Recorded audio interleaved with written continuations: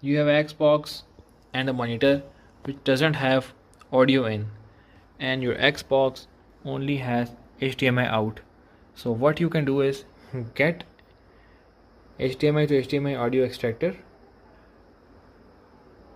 insert your HDMI in, get the HDMI out to the monitor, and get the audio out directly in a stereo pin to your soundbar, and you will get the sound.